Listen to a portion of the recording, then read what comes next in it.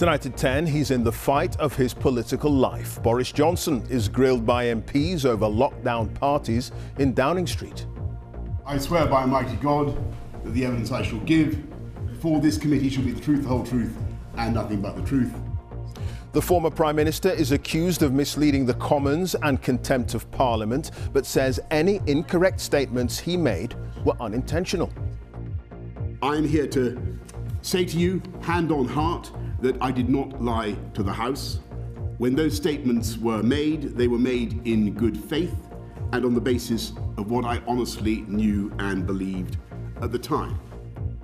But it will be up to the group of MPs to decide if that's the case or if he was intentionally misleading or reckless. Also tonight, rising food prices causes a surprise jump in inflation. Could interest rates go up again tomorrow? 35 people are injured, some are in hospital after this ship tips over in a dry dock in Edinburgh. Ahead of his funeral next week, the search for relatives of one of Britain's last World War II veterans who died alone in his flat in London. Adam, do you think I'm rubbish? Look, I wasn't great on my first week either. I've been here 2 months. And the BBC drama This Is Going to Hurt and The Responder lead the way with 6 nominations each at this year's BAFTA TV Awards. Plus, the impact on Londoners after the cost of living rises more than expected, and warnings that the Chancellor's latest plans for childcare will only put more pressure on the sector.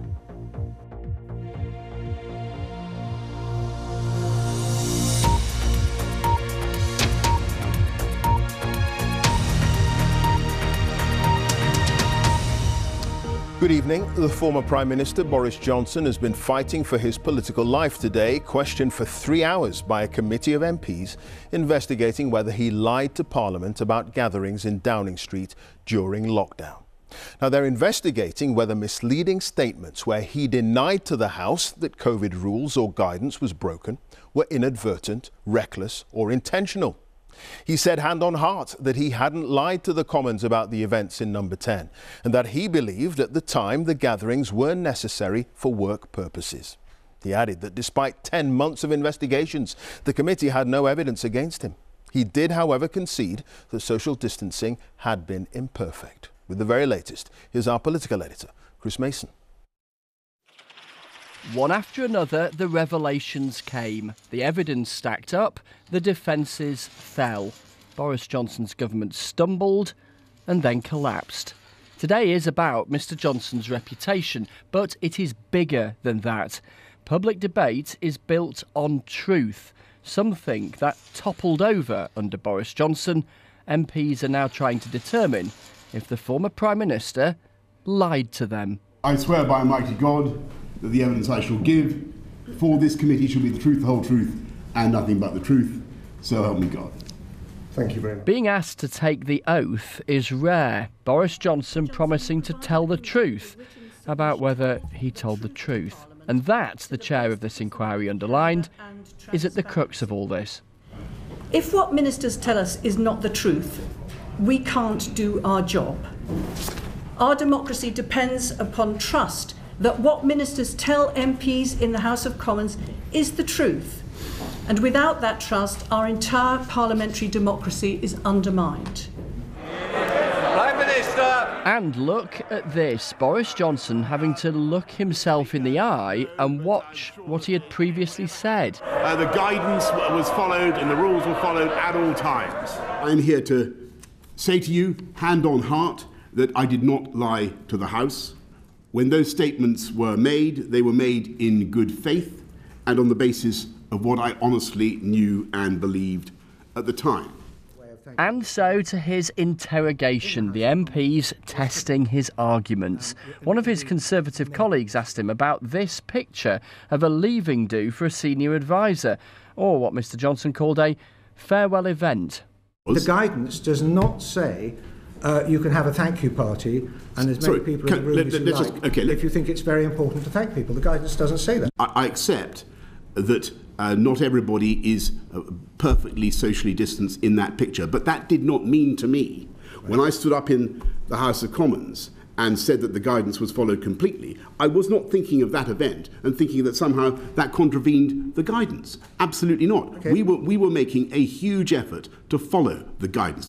What about the get-togethers in the Downing Street garden? Would you have advised anyone else in the country, if they'd asked you at one of the press conferences at that time, to have a large social gathering in the garden? It was not a large social gathering. It was a gathering intended, and I really must insist on this point. People who say that we were partying in lockdown simply do not know what they are talking about. People who say that that event was a purely social gathering are quite wrong. And then there was Boris Johnson's birthday do, which led to Mr Johnson and Rishi Sunak being fined for breaking the law.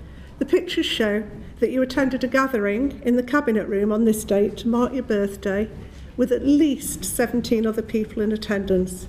Now, the attendees included your wife and your interior designer, didn't they? They certainly included my wife and son, and yes, there was a contractor who was working in the building, who popped her head round the door very briefly. You've just confirmed that at least 2 people attended who were not work colleagues.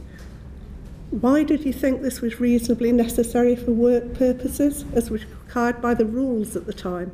I thought it was reasonably necessary for work purposes because I was standing at my desk surrounded by officials who'd been asked to come and wish me a happy birthday.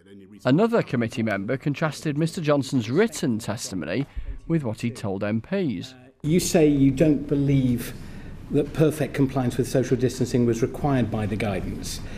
If you believe this, why did you not make it clear when you told the House that the guidance was followed at all times? Well, that's a very good question, Mr Carter. Perhaps if I'd elucidated more clearly what I meant and what I felt and believed about following the guidance, that would have helped. And listen to this, things getting testy about whether Boris Johnson was sufficiently curious about what was going on where he lived and worked. The question is, why did you not take proper advice? This is complete nonsense. I mean, complete nonsense. I asked the relevant people. They were senior people. They'd been working very hard. And with that, after nearly 3 hours, it was over. Thank you very much. I've much enjoyed our discussion. Well, I think it's been I genuinely think it's been a useful discussion. All of this leaves 3 questions tonight. Do the MPs believe him? Do you believe him? And what will a day like today mean for how our leaders conduct themselves in future? Chris Mason, BBC News at Westminster. More from Chris in a few minutes, but the hearing on Partygate was interrupted so that Boris Johnson and other MPs could vote on part of Rishi Sunak's new Brexit deal for Northern Ireland. The Stormont break, which allows Assembly members to object to any new EU legislation applying in Northern Ireland, was approved by a majority of 486 votes. 22 Conservatives voted against, including Mr Johnson and another former Prime Minister, Liz Truss. Our Deputy Political Editor, Vicky Young, has that story. Arguments about Brexit often feel like they're going over old ground, and this was no different. For years, politicians have tried to come up with a solution to Northern Ireland's trading arrangements. Today, Rishi Sunak told MPs his recent deal with Brussels was a significant breakthrough. Prime Minister. Mr Speaker, the Windsor Framework represents a good deal for the people and families and businesses of Northern Ireland. It restores the balance of the Belfast Good Friday Agreement and ensures Northern Ireland's place in our precious union. On the face of it, this was a big win for the Prime Minister. The ayes to the right, 515. The noes to the left, 29. As the Commons backed his plan to give politicians in Northern Ireland a greater say on how new EU laws apply there, the so-called Stormont break. He's convinced some Brexiteers. And at any time over the last 7 years, if we'd been offered this deal as a United Kingdom as the way forward, we would have bitten their arms off. But not others. This will not work. It cannot work as a break because Stormont will not meet because of it. And it gives amazing powers to the European Union. A chunk of Tory MPs, led by these former Prime Ministers, voted against the plan. One minister, no stranger to Brexit rebellion himself, urged Boris Johnson to fall into line. He's got a choice. He can be remembered for the great acts of statecraft that he achieved, or he can risk looking like a pound-shop Nigel Farage. For Rishi Sunak, having two of your predecessors oppose you on such a significant issue could be a worrying sign that they're out to make trouble and destabilise your leadership. But in the end, the government was relieved that more Conservative MPs didn't join this rebellion. There is, though, another crucial matter that needs to be solved. The Northern Ireland Assembly hasn't been up and running for more than a year. The majority of parties there do back Mr Sunak's deal with the EU, but not the Democratic Unionist Party. Now he has to persuade them to return to Stormont. Vicky Young, BBC News, Westminster.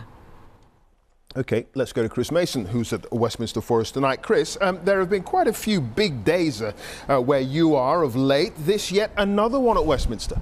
It was another one, absolutely, Clive. You know, there's an old adage in politics that if you're explaining, you're losing. And Boris Johnson had to do a lot of explaining today, a lot of explaining about his record in government, his relationship with the truth. All of those issues that were kicked around a year or so ago, dredged back up for all to see. There was the spectacle in that hearing of Conservative MPs scrutinising a fellow Conservative MP, while other Conservative MPs, allies of Mr Johnson, were heckling the questioner. A reminder of the insurrection, the civil war that was prompted within the Conservative Party by Boris Johnson's downfall and the chaos that followed. For the committee, they now have to go away and work out if Mr Johnson recklessly misled Parliament or intentionally misled Parliament. Now, proving intent, proving he lied, was always going to be a high bar, but recklessness is much more subjective, and they are both labels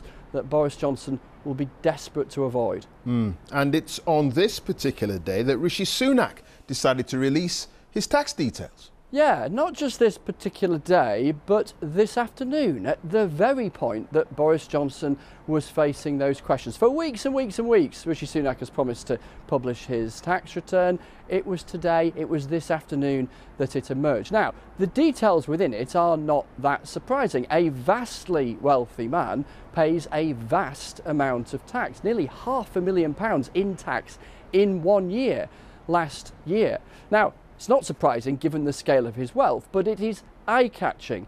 Except it's not quite so eye-catching when the eyes of Westminster are tilted elsewhere. It gives you some sense of how awkward Number 10 find all of these questions around the Prime Minister's wealth, that they decided they would make this publication on today of all days. All right. Chris, thank you. Chris Mason there at Westminster. It was a bit of a shock for the experts, with the cost of living rising unexpectedly last month, when many predicted it would fall. Food prices were part of the problem, going up at their fastest rate for 45 years. Inflation, which measures how quickly prices rise, jumped to 10.4% in the year to February, up from 10.1% the month before. Our economics editor Faisal Islam reports. Inflation on the rise again. A surprise to the markets and to the Bank of England. No surprise to anyone actually buying or selling food. Chicken legs, free-range bacon here, the fillets and the ribeyes. Oxtail as well down here. Such as Lucian Allen of a wholesale butcher's in Warwickshire. And it isn't just food. Last February, we spotted that obviously things were on the rise outside of the core product, which we'd seen for about 18 months before that. But it was really those miscellaneous costs around it, your packaging, your transport. We noticed they were going up. I hope to think that we've seen a peak in the packaging costs and things like that, but inflation continues to be very real and very present. The overall rate at which prices rise, the inflation rate, went back up again after being forecast to fall below 10%. Instead, it is still only a little below its 42-year high. It's still over 5 times the official target for inflation of just 2%. Still, it should fall from here as energy prices stabilise and then eventually fall. This is the official forecast from the budget in the orange. You can see it is for now proving a little sticky. The path to halving inflation proving a bumpier ride than forecast. And it's worth comparing with the major G7 economies. It's quite a bit lower elsewhere In Europe, it's pretty close, but the UK was in February clearly the only one still in double digits, raising reasonable questions about whether the UK has become more inflation prone due to gas dependence or post-Brexit barriers to trade and workers. Now, food prices are driving this, so let's break that down, having a peek through a basket of groceries. Spreadable butter is up nearly £1 since this time last year. A dozen eggs is now £3.18, up 72 pence, and tomatoes are averaging £3.15 per kilo, 48 pence up. Even when inflation falls, these prices will still be going up, just by less than we saw over the past year. Food prices are on the whole at a new 45-year high for the annual rise of 18%, as you can see over there. Part of that is general post-Ukraine trend, part is from the specific shortages we saw last month. Tonight in the US, its central bank, the Federal Reserve, raised interest rates again. But because of the banking fears sparked by the failure of Silicon Valley Bank, played down expectations of going much higher and said the US economy could stall. Its chair said US savers were safe but wanted answers. We know that SVB experienced an unprecedentedly rapid and massive bank run. So this is a very large group of connected depositors, concentrated group of connected depositors, in a very, very fast run, faster than the historical record would suggest. My only interest is that we identify what went wrong here. How did this happen is the question. What went wrong? Now it's rare to hear the world's top central banker talk in those terms. It shows how fragile is the balancing act in the US over interest rates between bank fears and high inflation. Here today, the Bank of England said the UK banking system remains safe, though there are fears about broader spillovers from fragile financial institutions abroad. The bank faces its own dilemma about stubbornly high inflation and a flat economy ahead of an expected decision to raise rates again tomorrow lunchtime. Clive. Faisal, thank you. Faisal Islam there. And if you want more analysis of what inflation means for you, along with useful tips and information, there's a special section on the BBC website called Tackling It Together. That's at bbc.co.uk/news.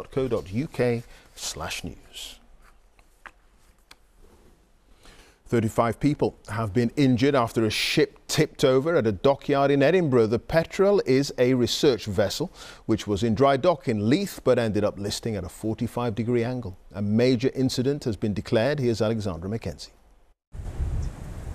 The dramatic images of the research vessel, the Petrel. It began listing to one side early this morning, finally tipping over on Leith's Imperial Dock. A major emergency response was triggered as people had been working aboard the ship at the time. This involved the ambulance service, the Coast Guard and the fire and rescue service. More than 20 people were taken to hospital, mostly in Edinburgh and also in Fife. Due to increased pressure, NHS Lothian urged people to only attend A&E in an emergency.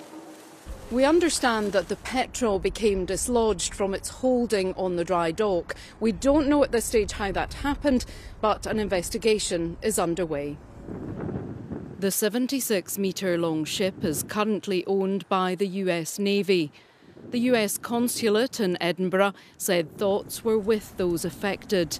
Tonight, the Petrel was still on its side and some of the injured remain in hospital. Alexandra Mackenzie, BBC News, Leith. The man accused of killing 9-year-old Olivia Pratt-Corbell in Liverpool has told the jury that he's a dad, not a killer. Thomas Cashman, who's 34, has been giving evidence for a second day at Manchester Crown Court. He denies shooting Olivia at her home last August, insisting he was being blamed for something he didn't do. And North of England correspondent Judith Moritz has sent us this report.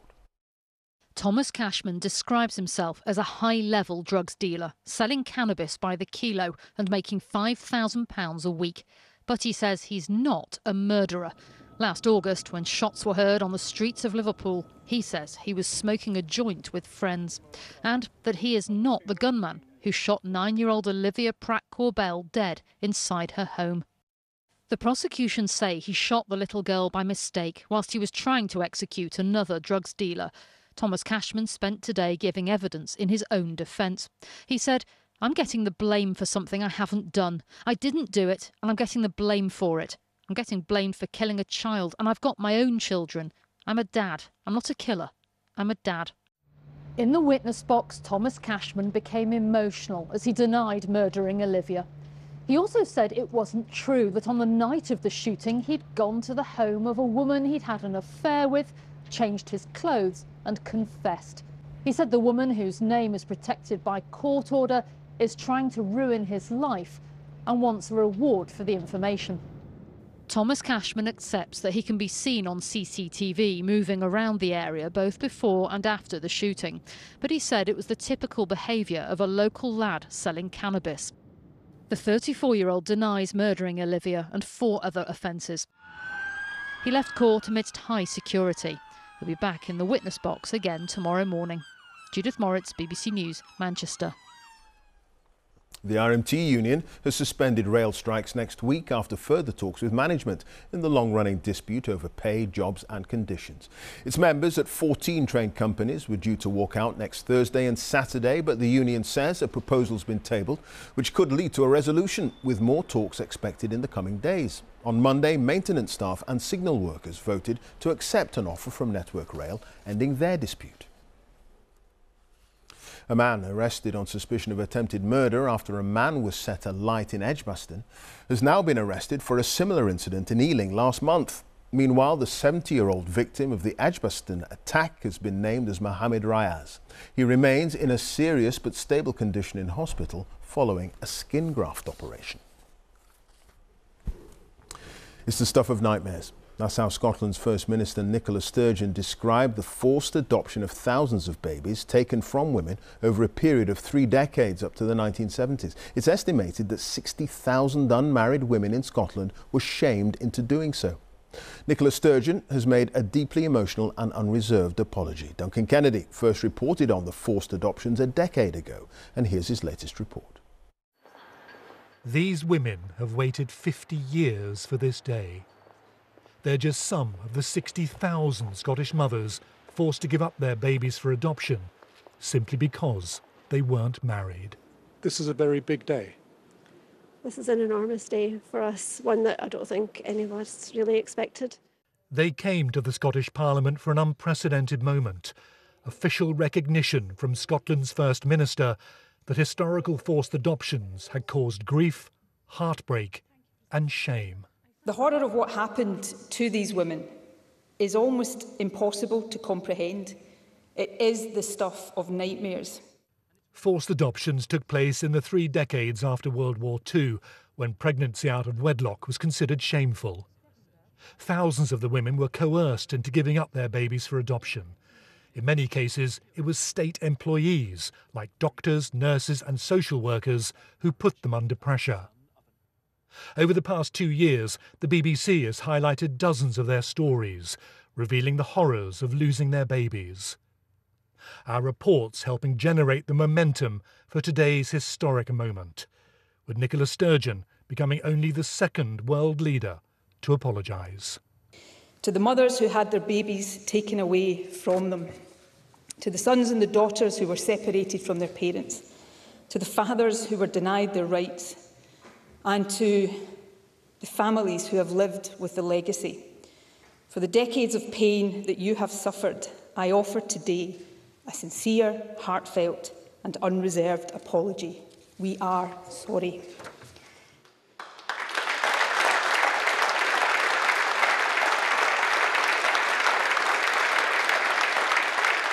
For the birth mothers, it was enough to unburden years of guilt.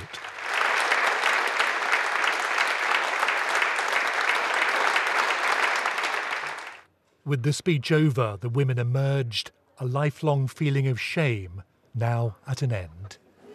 You got the apology? We've got it, and it's been a long haul and it's great. What are your thoughts? I actually can't believe that's actually happened. After the day I sat in the house and you interviewed me the first time, and I thought, this will never happen, and here it's happened and it's wonderful. It's been a long time coming. It's been a long, long time coming, yeah. They have waited a lifetime for today's lifeline. Official confirmation that they did no wrong and should not have been forced to give up the babies they had yearned to keep. Duncan Kennedy, BBC News in Edinburgh. The end of a long journey for so many women. Now, the funeral will take place next week of one of the UK's last World War II veterans who died alone in his flat in London. Flight Sergeant Peter Brown was born in Jamaica and joined the RAF in 1943, serving as a radio operator and air gunner on Lancaster bombers. He never married and had no children, but it's hoped some surviving relatives may be found who can attend his funeral. Here's Helena Wilkinson. This is Peter Brown when he was serving as a flight sergeant in the Royal Air Force in 1945. Aged 17, it's thought the young Jamaican had travelled thousands of miles so he could volunteer to fly and fight in World War II. After training, he flew as a crew member in the Avro Lancaster, Britain's famous strategic bomber that was used as the RAF's main weapon against targets in Germany. In December, the Air Force veteran died alone in his flat in West London. Fiercely independent, stubborn as hell, but a wonderful guy, always smiling. He was never miserable. We sort of chatted about his health. He was always complaining about one thing and another, but he kept going. So my knee hurts, but I got to walk to the shops, got to keep it going.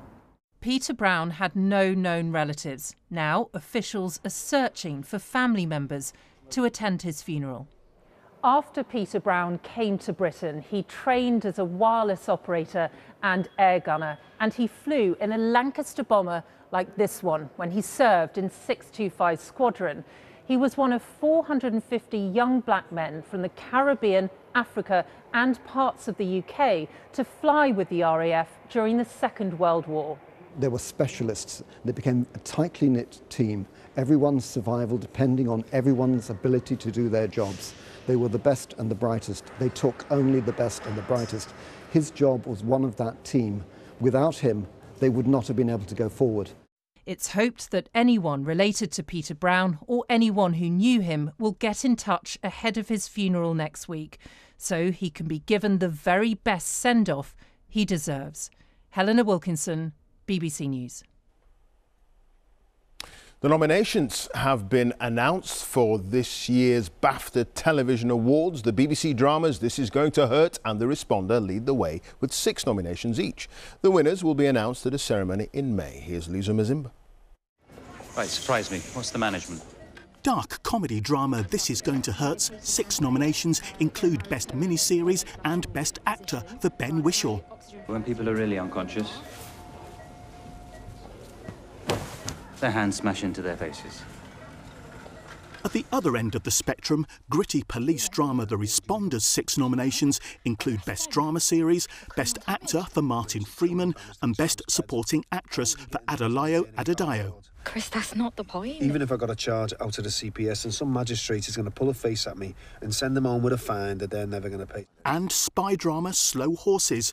2 of its 5 nominations are for Best Actor for Gary Oldman and Best Supporting Actor for Jack Lowden. Are we actually acting on any intel, or are we just fishing? Well, no, you don't get to ask questions. So what do you find? Any old notebooks? For many Ukrainians, their worst fears became a reality in the early hours, waking up to the news that their country was being invaded. And this programme's coverage of Russia's invasion of Ukraine has been nominated in the news category. And unsurprisingly, different aspects of Her Majesty the Queen's life are also reflected in the nominations. What's that look? Imelda Staunton is recognised for playing her in The Crown. I've never seen so many thoughts go on behind someone's eyes. While the BBC's coverage of her platinum party at the Palace and Her Majesty's state funeral have both been nominated. Lisa Mazimba, BBC News. Time for the weather news now. Stav's here. Hi there, Stav. Hi there, Clive. Thank you very much. Good evening to you. We're remaining with the unsettled theme for the rest of this week. It was very windy across western Scotland today with widespread gales. Tomorrow it's the England and Wales, the south of the country, which will see the blustery weather, and there'll be further heavy rain at times too. And we've got some really heavy rain pushing up across southwestern areas into Wales. This rain's pushing through the Midlands at the moment. We did have some rumbles of thunder with it. It's going to continue to trundle eastwards, pretty much from southern England all the way into towards central Scotland. That first batch of rain will clear through over the next few hours and be followed by clearer skies, but there'll still be further showers rattling on, some longer spells of rain across northern Scotland. A bit of winteriness over the higher ground there. Some of this rain in the south again could be quite heavy, but with the breeze, the cloud, the rain, nowhere's going to be particularly cold again tonight. Though it'll be a little bit chillier tonight than the previous night. Low pressure with us then as we head into Thursday, as you can see. Lots of isobars, so it's going to be windy this time for England and Wales. There'll be some sunshine around, but also a few showers through the morning. And then later in the day, the clouds really building up across southern England in towards the southeast. So an area of more persistent rain starts to push in here. Wind gusts in excess of 40 miles an hour in exposure across England and Wales, Northern Ireland. Not as windy across Scotland, but it's going to be very mild pretty much wherever you are. The low to mid-teens once again. Feel particularly spring-like in any sunshine. And then as we head into Friday, it starts off sunny and then showers will get going. They'll become widespread, heavy, some thundery with some hail mixed in as well. But again, it's going to be blustery and mild. Temperatures into the low teens, I think, for most. But it's changing into the weekend. We see a short-lived colder spell move south across the country. That could bring some wintry showers, particularly across the northern half of the country. But then I think it's going to turn a bit mild again as we head into next week. That's it from me. Good night. Clive. OK, Stav, thank you. Stav Danaeus there. And that's it. There's more analysis, of course, of all the day's top stories on Newsnight with Victoria Derbyshire, who's just sorting things out there. And the news continues here on BBC One as we join our colleagues across the nations and regions for the news where you are. There they are. Bye for now.